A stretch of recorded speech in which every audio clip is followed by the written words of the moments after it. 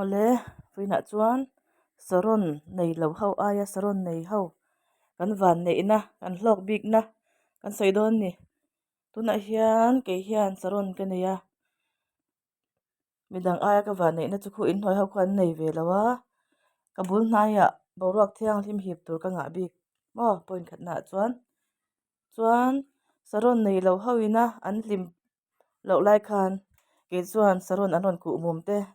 zik no thar na no thar an ron chor ka hmu te khan hlim na thar ka nei bik ani chu pahnih na chuan hlim na min pe mo pathum na chuan bonsai tree ka nei midangin an nei lo lai khan ke chuan an par lo pon ka saron te kha bonsai tree ani to hrim hrim hre thiam em chu point thum mai po chu a hlulut tu ka ni chu mo chuan a ron para midangin an nei lo hlim na tho kha miron pele mo kha hlim na kha ka saron mang khan hlim na mak tak mai kha ron thleng nei ni chu saron ron par vul lai christmas don chawan ni le ngal phe hi chu mo anuam ani tro chuwang chuain saron te hi nei lo phaljin ni lo re reng tuna saron la par lo ho po kha lo lungai reng reng su ti kha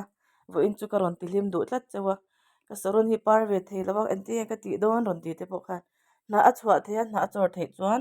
i saron te kha thing i phun bel ti na ni chu tun lai boruak lum le boruak chhia tam tak a in siam mup lai kha nang ni chuan boruak tha i hip tur in bulvel mai a i siam bela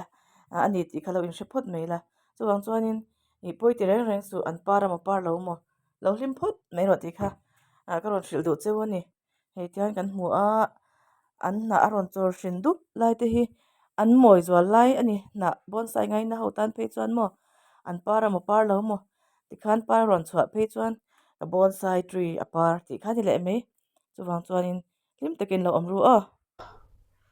kan saron te oi he bengzel tu engian an kan lo thlir hawanga saron hi an par lo po hianin bonsai thingkung mawi takin ang ka ti a hei ilo enang u a hei heng te hi ama hi chu pigzi red ani a local te po in an ti thin ani chu ma sengin bonsai an khan oma para ma par lo mo amoi em tho ni chu mo chuwang chuanin thil re reng hi kan riru a kan ngai dan azir hian an moi lo mai hi alo ni a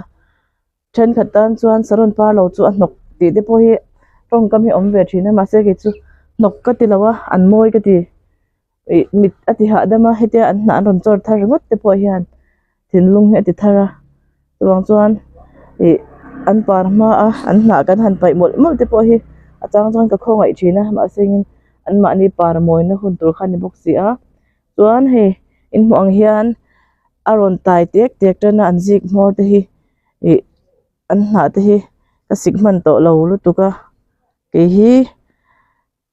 ka na nen ka kop wang hianin ka duang hianin ka enkol man lu tuk lo ni chu kan sa ka saron te po hi ase chu ti chung chuan hun ol hi ka in siam lem lawa ka man ang hianin ka soi to kha wang chuan saron hi an par lo lai po hianin bonsai chi anga khan lo ngai ula hi an para ma par lo mo an nal hrim hrim boruak thiang hlim khavin pe chuak hrim hrim ani chu mo chuwang chuanin lo hnual suat re reng su in saron par lo te pho kha mo an moya hrisel na in ril ru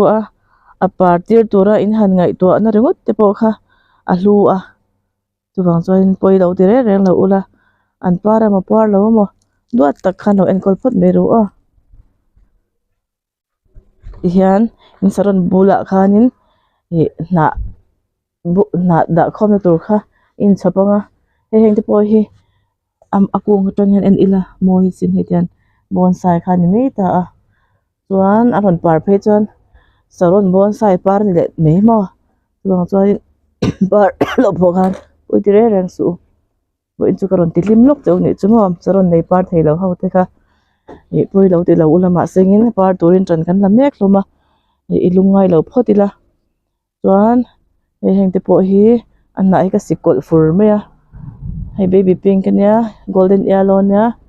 hela hanin doki kha oma he ron chor na sa sin hei moem kasi kol na tang khan hei kasi na peng tang khan ron chor fura tikhan